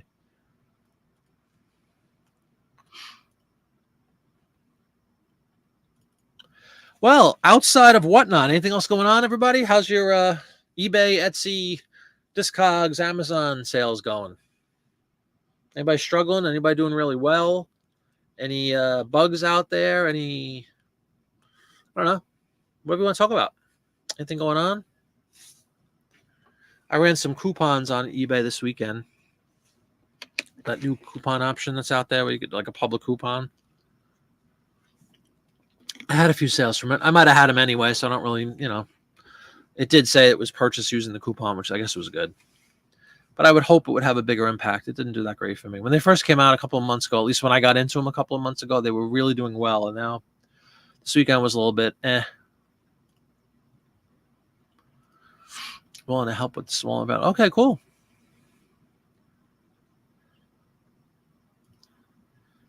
What is Steve? Online sales are a little slow, but you booth sales. Oh, that's good to know. That's right. And go follow Stuart on YouTube. I subscribe to his channel. He's got some cool stuff. He just did a recent video showing off his booth and his little area that he sells in, which is really nice. In Knoxville, right? Knoxville, Tennessee.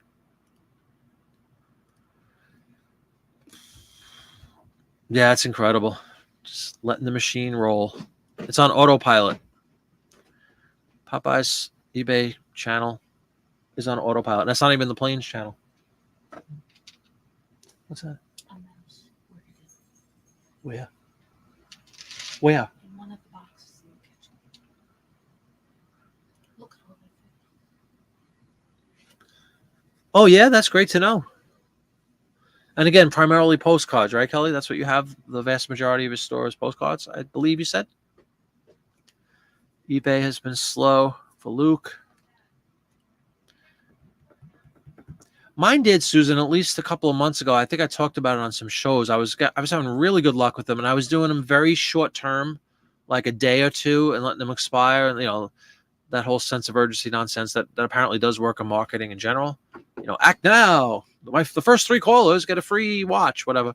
I tried to do that too, and limited time only, and I would run it for like 24 hours or 48 hours, and I was definitely seeing a bump. But this weekend I tried that same tactic, and nothing. I mean, I don't know what it wanted to be, like 3 or 4 sales I got from it, which was, but I had like 1,000 plus items up, so to only get 3 or 4 is not really anything to write home about. That's a good thing. Very good.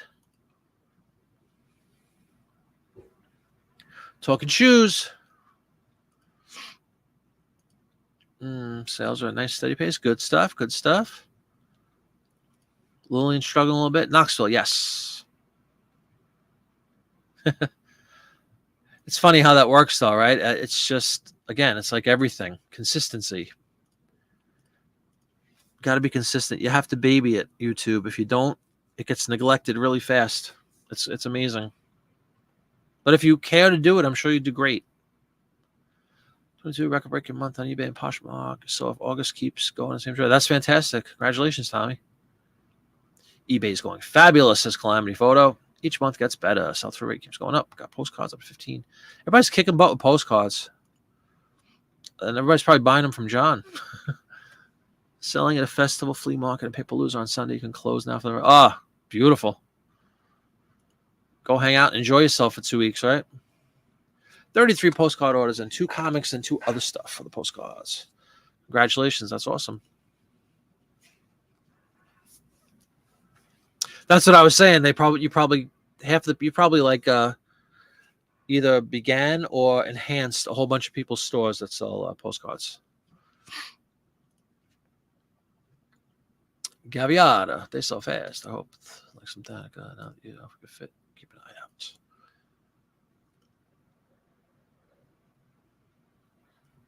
Hey, now what did you think? Were you okay with that? Did it hurt? Did it hurt your soul that you dared to rip up a magazine? I think that's fun. It's something all seriousness, I never thought that anybody was going to be that worried about it. I definitely understand. Dawn's told me this privately, like, also, and I agree with her. Like, there's certain things. I don't know if it's necessarily a magazine, like a booklet or something that was meant to be a whole piece, that has a story connected to it or a personal connection, like with a relative or anything like that. I could definitely understand something like that. But the stuff I'm ripping apart and butchering, it's just a magazine. You know what I mean? It's a stupid Life magazine that was out for a week. It's the definition of ephemera, which is like a short-term item that really wasn't meant to be saved forever. Excuse me. So there is no like nostalgia. I mean, there might be nostalgia, but there's no like huge connection to these things. They're just extremely disposable items. So it's a stupid magazine, So I don't feel guilty or bad that I'm separating the Coke ad from the body of the mag. Who cares? It's a piece of paper. You know what I'm saying? I'm going to have to do a video series on how to break the connection with paper. It's okay. Only good for campfires. Oh, I'm sure. Private label preserves, pickles, sauces. Oh, wow. Get out. That's kind of cool. You can talk shoot. It's all wide open. There's nothing to be sorry about. I'm thrilled. I'm glad he makes great money selling shoes. Everybody has their thing.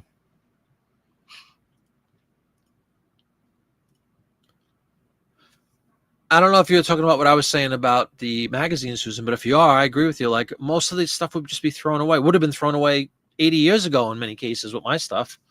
So if anything, and I said this too, did I say it in the auction or did I say it on YouTube? You are preserving an otherwise very expendable item, an old magazine from 1936 that nobody cares about, and half the people are probably dead that would have even bought them, or more than half now. You're preserving it because you're giving an opportunity to somebody who really likes whatever the ad is about, whatever product it is. You're given a chance to kind of like have that individual ad have a new lease on life and be framed and preserved for posterity rather than being chucked into the bin or whatever else. So you really are doing a great benefit. The ad was pre-ripped. Okay, guilt-free. As was, by the way, it's one of the big advantages of going to my auctions on Whatnot is that I do all that work for you, so you don't have to have any guilt. It already comes to you pre-sliced, pre-diced, ready to roll, ready to throw in a scanner.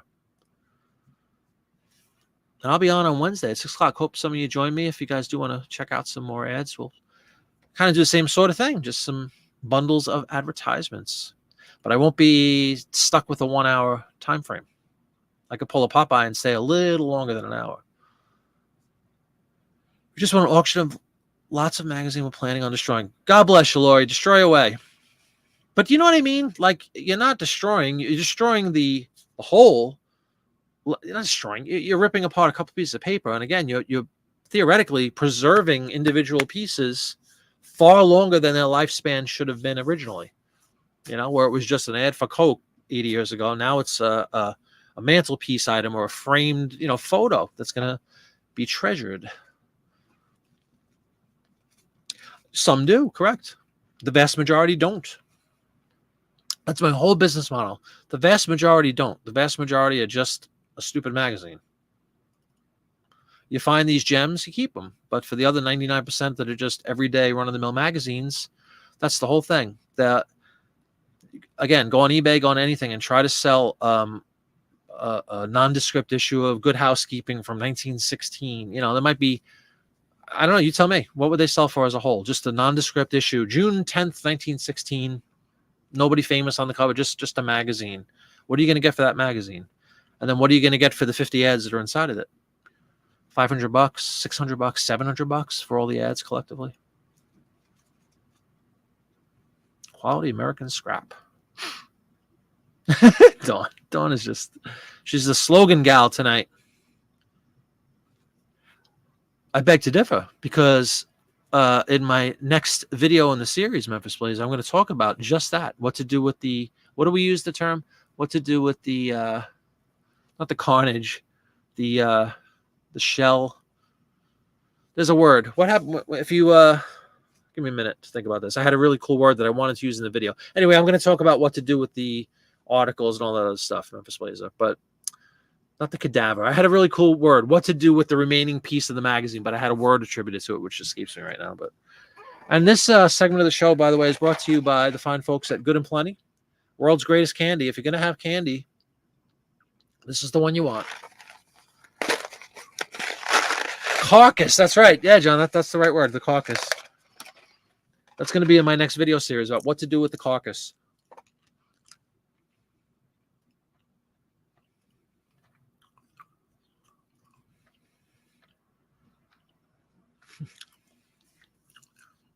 Tommy has a box of postcards. Can't wait to give to a friend. Try to figure them out. Yeah. I doubt he will. Slice and dice, Jeff. Jeff is a fellow butcher. Jeff has no problem stabbing a magazine, do you, Jeff? Although Jeff buys them from me where they're already pre-stabbed. Pulling a Popeye is great. Yeah, well, that says nothing on the t-shirt. We come up with slogans for t-shirts all the time on my show.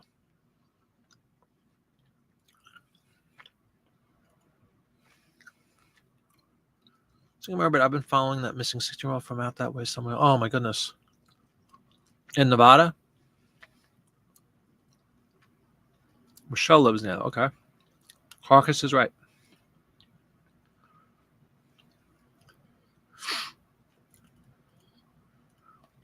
Well, the thing about Good and Plenty, Dawn, is I don't think there's an ounce of actual licorice in this product.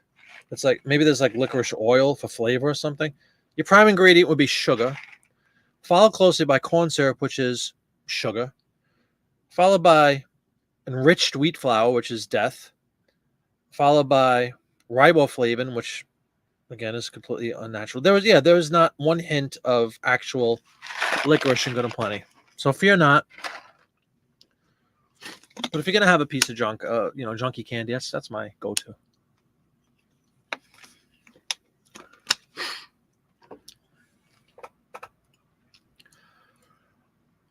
There was a mermaid that was in Paperpalooza. There is another mermaid. Or two. I think there's a couple of people with the mermaid name. Or play on, the word mermaid. And speaking of which, yes. The reseller in me doesn't have a problem with selling the ads on Amazon, but the wannabe historian. No, I totally get that. Seriously, I know there's that preservation aspect. But if you do think of it that way, if it really is like presents any sort of a struggle internally for you, the ads that you're selling out of the magazines are going to be preserved and treated, much better than they would have been sitting as a whole for all these years in somebody's basement or in a pile of garbage, right? That's the way I look at it.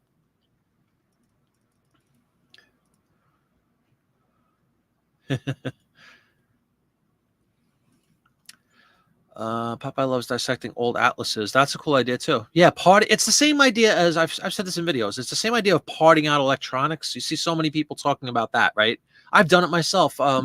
We have like a collective garbage house thing because I'm in a townhome community. It's like we have this like fenced in area with like 6 garbage pails or whatever. And I don't know when it was, a year or two ago. It happens all the time. Somebody was throwing out like a big flat screen TV, and I had watched a video not so much earlier than that day, talking all about how you could just take that apart, and even if the TV doesn't work, you could sell the components within. And sure enough, I did. I made like a couple of $100 on a broken television. Well, it's the same concept: parting out, buying things that are broken, but people might want a piece of it.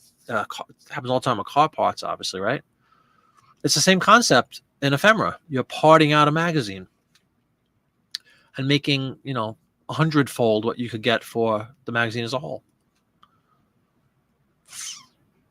It won't sound as hideous if you call it parting out. I'm parting out a magazine. You're not carving it up and doing an autopsy on it and killing it and maiming it. You're parting it out. That's all. It's like being an organ donor. You're giving a new life to somebody else. You're giving this ad a new life, a new lease on life. I like the idea with the map. It's the same concept. Parting it out. I don't even want to know. I can't handle kids getting hurt or anything like that. It kills me. Yes, Dawn talks about that. She was an archivist. And again, I understand that. Like that would literally cause a little stress, to say the least, or anxiety within you.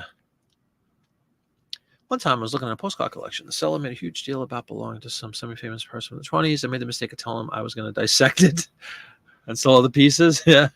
You give him a coronary? You used to buy printers and sell it. There you go. See? Parting it out, Kelly.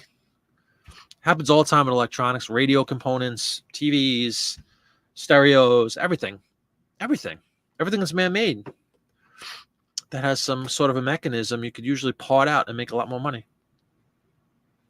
Because there's always somebody that has a broken phonograph, whatever, and they're missing the blah, blah, blah, and you go on eBay and you look for the blah, blah, blah, right? Well, the blah, blah, blah came from somebody's probably broken thing that they sourced, and they parted it out. It doesn't always even have to be broken. Sometimes you choose to part something out because the sum of the, what's the term? The sum of the parts is greater than the sum of the whole. Ain't it true? Yeah, that's messed up. Sometimes it's best to keep quiet about what your intentions are, right? Just say, I love your collection. I'd love to buy it. Yeah. That's way too, I mean, I don't know. People collect everything, Tommy. I'm sure you know that. That's the thing that you also learn the more you do this. People collect the wackiest things, but everything, virtually everything under the sun, you're going to find somebody that collects it. Popular science. I'm sorry, hold on. Mechanics 56. Cool. Now, what I mean, just as a general rule, let's say you, and again, we're going to talk about the magazines because that's what I'm doing, but it could apply to almost anything. Like Swan Picker brings up the point, right?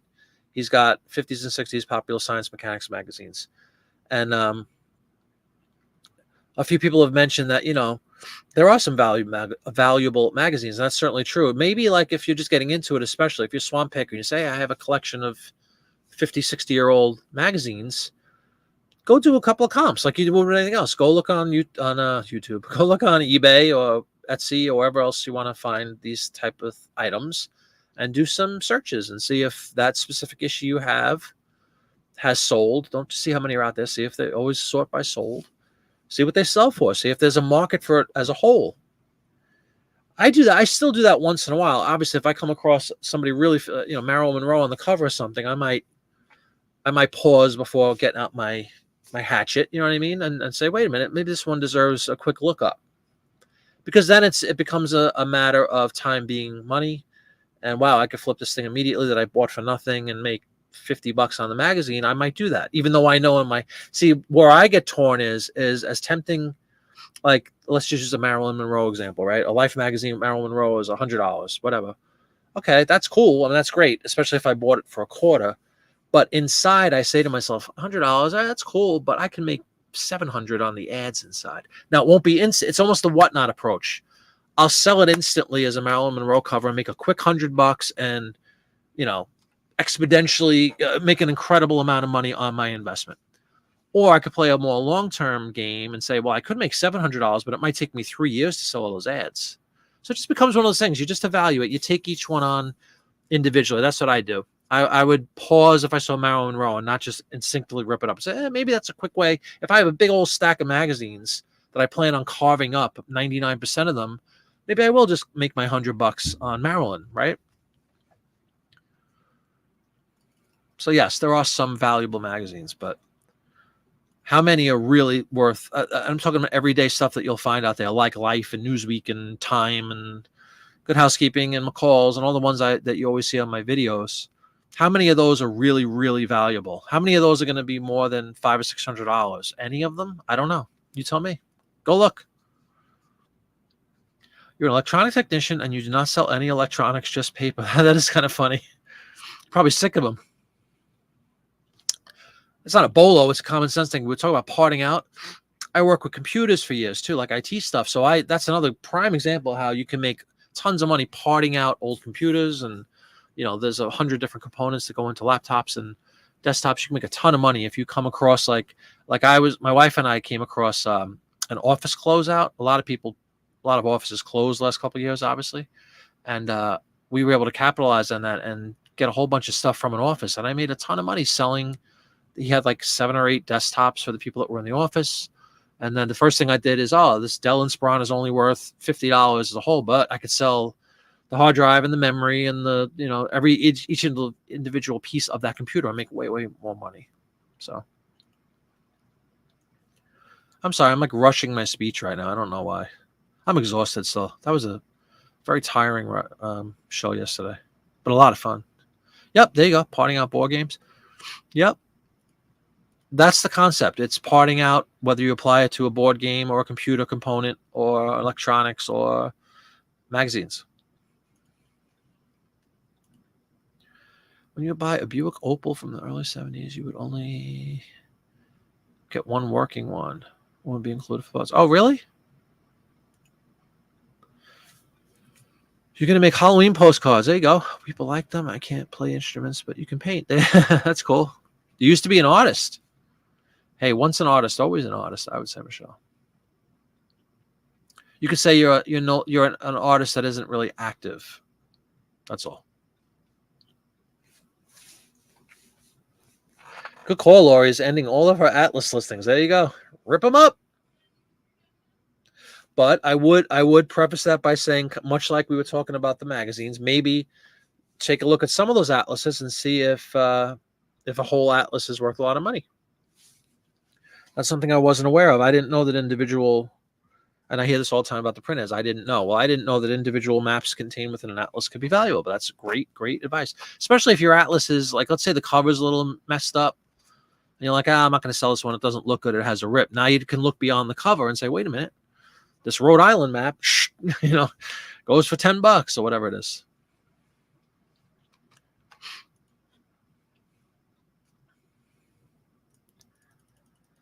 I got to catch up again, everybody.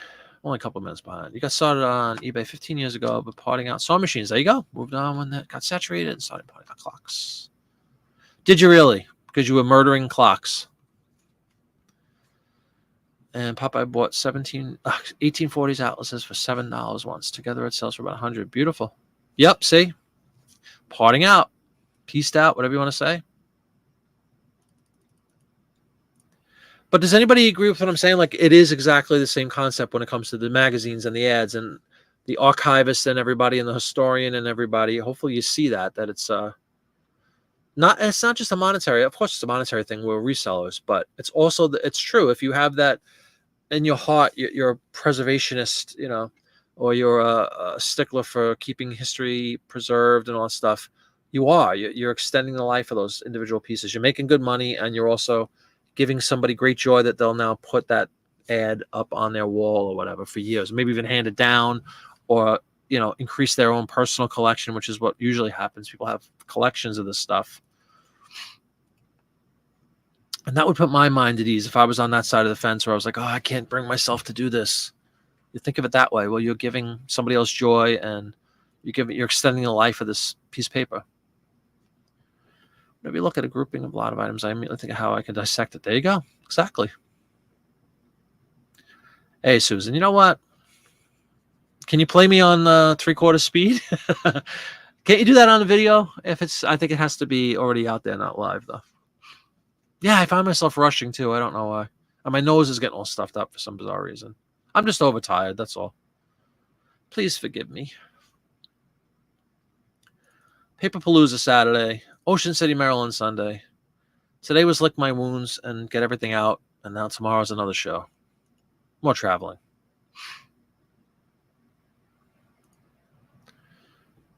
If it was pre-Texas State Open, the Panhandle went into Colorado. Really cool. Oh, wow. That is a cool idea. And who knew? I didn't know that the sewing parts thing was saturated. Sewing machine parts.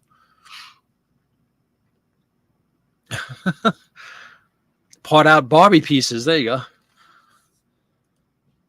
You were thinking they'd be awesome for scrapbooking or decoupage. Decoupage is a historical name. Decoupage. I parted out parts of a double oven I had to replace. Unfortunately, some of the expense circuit boards came back as not working. Well, that's the one. Yeah, actually when I was doing the TV thing, same thing. I didn't know why they threw out the TV. I assumed it was because there was a crack in the screen, which was obviously true, and the one I grabbed. But there was really no good way for me to test some internal component. I just kind of visually inspected it. So at least, there is a little bit of risk of, somebody returning it and saying they put that part and it doesn't work. And that's when you could always say selling for, what's the term that they use? Or you could put it in your listing, it hasn't been tested. You might get a little less money, but it's still In my case, literally free money. Somebody had it out there and that to be thrown out. I don't remember the exact detail. I could probably look it up, but we made a couple $100 from a broken television that was sitting in the garbage. Wait, what? Says Lori. When you're talking about historical value, that doesn't mean value in terms of profit. Yeah, that's true.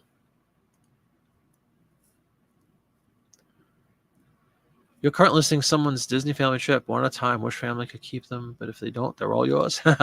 That's cool. Disneyland, Disney World.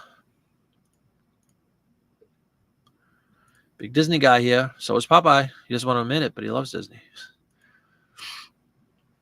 I bought some Disneyland postcards from Popeye, which I haven't even finished listing. Shame on me. I have all the things to do it, too. A lot of them are very common, but you can still make something.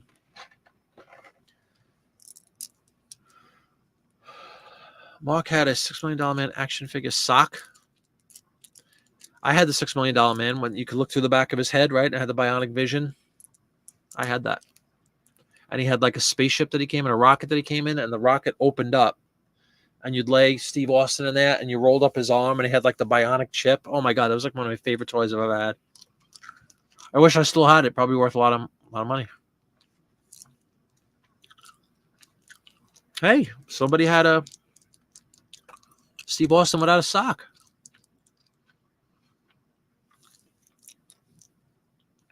'50s Disneyland. That's awesome. Yeah. Of course, it opened in 1955. To all who come to this great place, welcome, said Walt. Disneyland is your land. Because I didn't work there or anything. Wonder how many times people who research and return family photos get back with a nasty letter. Oh my God. That's kind of dark. What are the odds on that? You saw parts of Steve. You know what I'm talking about, Mark? That thing was awesome. Popeye, do you remember that? $6 million man action figure? One of my favorite toys. I had a Planet of the Apes playset. I love that too. Here we go. I'm going to go down the favorite Christmas gift section of the show as my wife smirks. So how it always starts. Somebody throws something out like that. Now it just rolls. Oh my God, I had that toy. See? I'm just going to. And the girls will chime in with, oh, remember my sister a couple years younger than me, and she had a you know how they used to have the Barbie heads? It was like just like the shoulder and a butt, but it was big. It was like probably like a foot high. Barbie face, hair, and you could like decorate the hair. Decorate. What was the word? You could fashion the hair and stuff and put makeup on her and all that stuff. She had that with Barbie, but then we had a Cher one. She had Cher when the Sonny and Cher show was on. So the girls will chime in with stuff like that. Yeah, you can look through look through the back of his head, and you saw his bionic eye, and you rolled up the skin on his arm, and it had like a little bionic chip that you could put in. Oh my God. Absolutely awesome. I remember the commercial for that and screaming to my parents that I wanted it for Christmas.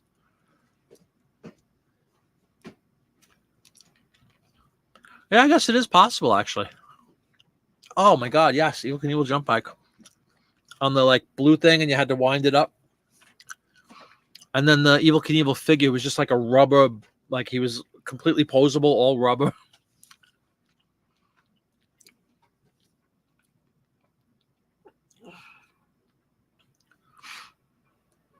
I believe it.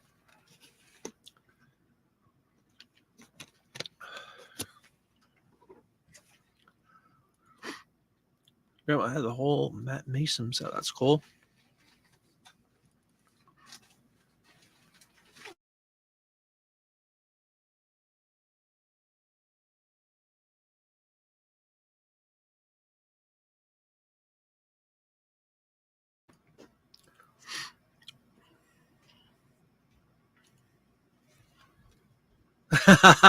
Oh my God, really?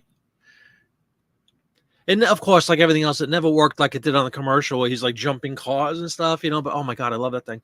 Oh, There was another thing that was similar. It looked like a gun, but the gun, like, let's say it looked like a big machine gun, right? And you would put like this little cartridge in that had like a car in it or something, and the bottom of the gun was on the ground, and you would shoot the gun and a car would come flying out. Anybody remember that?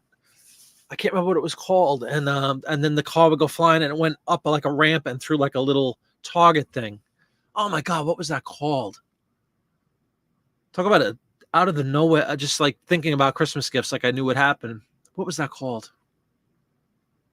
Anybody ever have a whirlybird helicopter? It was like a remote control helicopter, and it was just on the stick, and it would go around, and it would like go up. It just had like a little fan in it, something, and it would rise, and it would just keep going in circles.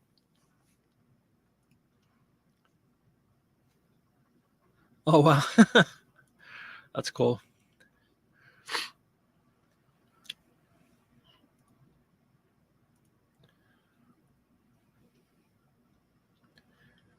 I had the real GI Joe. I also had. Did anybody ever have the GI Joe? It was like a land. It was like a 6-wheel. It was a yellow truck thing with like 6 wheels. I remember that, and he had a crane on the back, and it had like these little jewels and stuff. I can't remember what it was called, but anyway, I had that.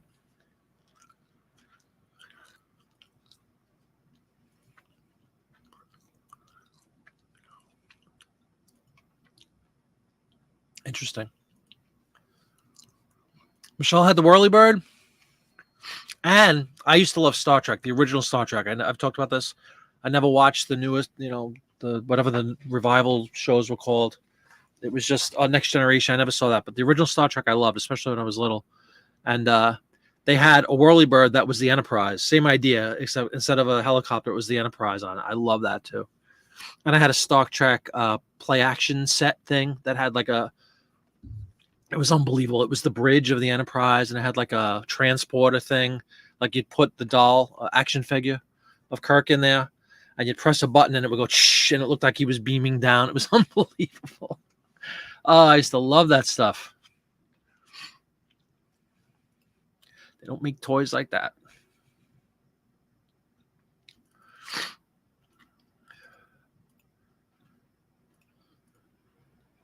All right, everybody. My nose is all stuffed up. I apologize. I think I'm going to call it a night at 9 o'clock.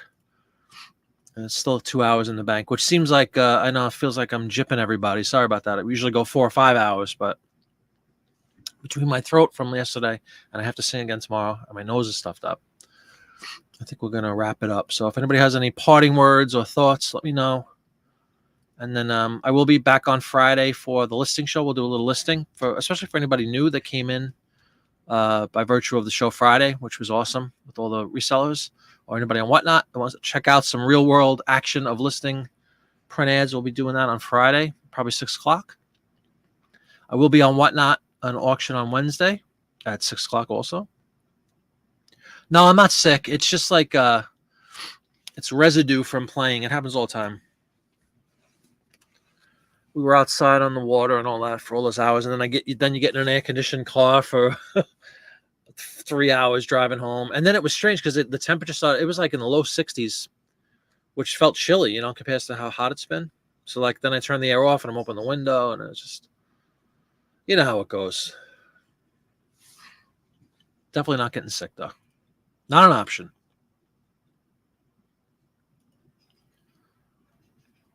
Good, Susan. Good. List. Friday we'll all be listing together. First Paperpalooza postcard auction going on now. Retro on now and seems to be doing pretty good. 20 people. Oh yeah, see, so again, so that's smart. That's what I wanted to do too, but I just couldn't do it today. I was too tired, and now tomorrow I have another show. So I'll be on Wednesday. But that's a good idea. Try to keep that momentum going that we all had the good fortune of having on this weekend. Nice. Yeah, probably more than I care to mention. Lots of it Swamp Pig. You could search for Beatlemania and you'll see. But the thing about a lot of those videos is just people like that are sitting out in the audience most of the time. So beware of the quality. Sometimes it's terrible, but there's lots of stuff. Oh, where's CJ? Look at this. Just as I say I'm going to close it out, they hit. CJ. Dawn diving in. Thank you, Dawn.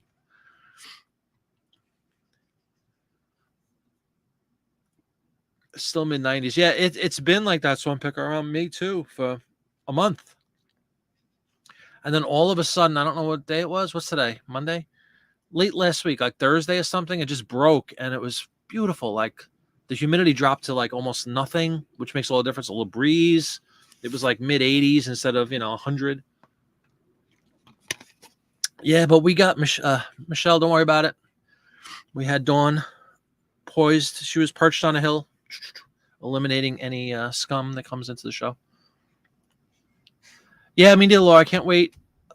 I ordered too, so I can't wait to get my stuff. And I appreciate all of you who were in mine and all of our shows. It was a great weekend, incredibly successful. And now we already have the post whatnot stuff going on. So again, thanks, John. Thanks so much for being in tonight. And thank you to Ben, New to You Provisions, for coordinating everything. And thanks to everybody who showed up for all of our auctions over a 2-day period. It was a great success. Hopefully there will be a part 2. And like John's saying, maybe it'll be a little less, a little smaller event, but regardless, it should be a big success. And I'm proud to be part of the first one. So thank you, everybody. I will see you on Friday for a live listing show. And I'd love it if you'd want to come over and check me out on Wednesday on Whatnot, 6 o'clock. I'll be doing some more print ads, auction style. So get your stuff and have a great week. If anybody ever has any questions or comments, feel free in all the videos. Again, I always say, if you want to email me, a lot of people do, jiminyflipit@gmail.com.